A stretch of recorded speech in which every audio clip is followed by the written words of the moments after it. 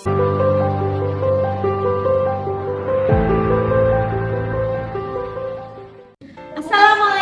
warahmatullahi wabarakatuh. Salam guru penggerak.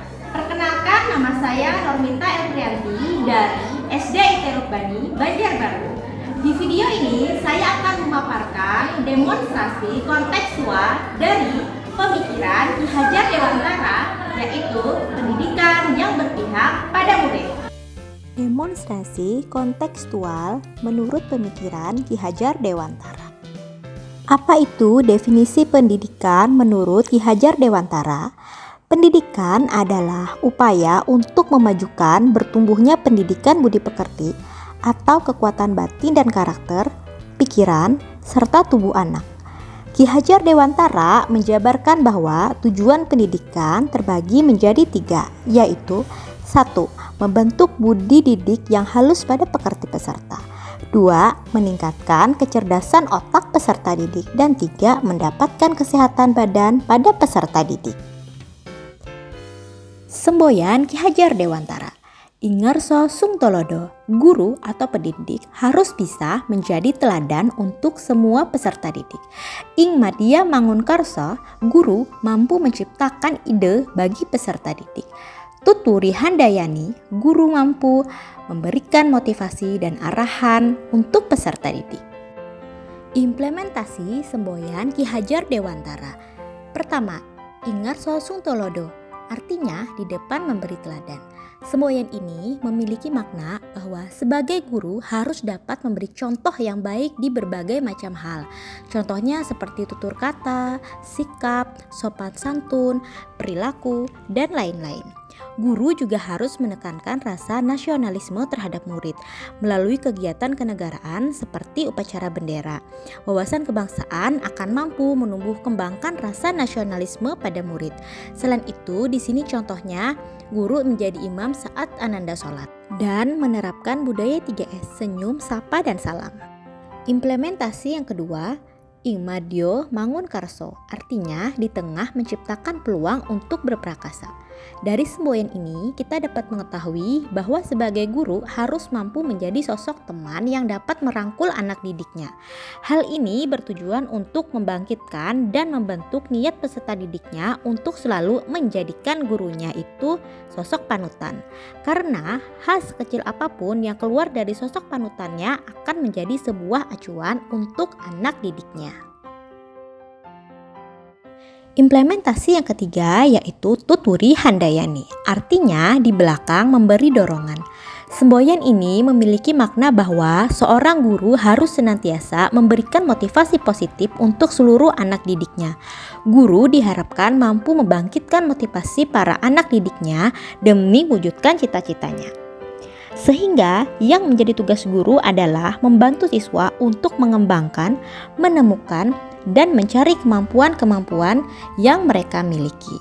Di sini implementasinya adalah guru mengajarkan baca Al-Quran kepada peserta didiknya dan memberikan motivasi agar mereka selalu senantiasa membaca Al-Quran dan menerapkan Al-Quran dalam kehidupan mereka sehari-hari. Bagaimana yang disebut dengan pendidikan berpihak kepada murid? Pendidikan yang berpihak pada murid adalah pendidikan yang harus berpusat kepada murid itu sendiri. Dengan kata lain, dalam proses pembelajaran, murid lebih banyak aktif, bekerja dan bergerak. Murid bukanlah sebuah objek yang hanya menerima dan menerima saja, tetapi murid merupakan sebuah subjek yang bergerak aktif. Guru berfungsi sebagai fasilitator. Karakteristik pendidikan berpihak pada murid. Terdapat beberapa karakteristik dalam metode pembelajaran yang berpihak kepada anak, yaitu manusia merdeka. Dalam proses pembelajaran di kelas, anak harus belajar bebas tanpa adanya suatu tekanan, tanpa takut disalahkan, bebas mengutarakan pendapat, serta bebas mengembangkan kreativitas. Di sini contohnya adalah ketika anak-anak sedang pembelajaran sains, guru menerapkan pembelajaran praktikum agar pembelajaran lebih menyenangkan. Dan di sini ketika anak sedang menggambar.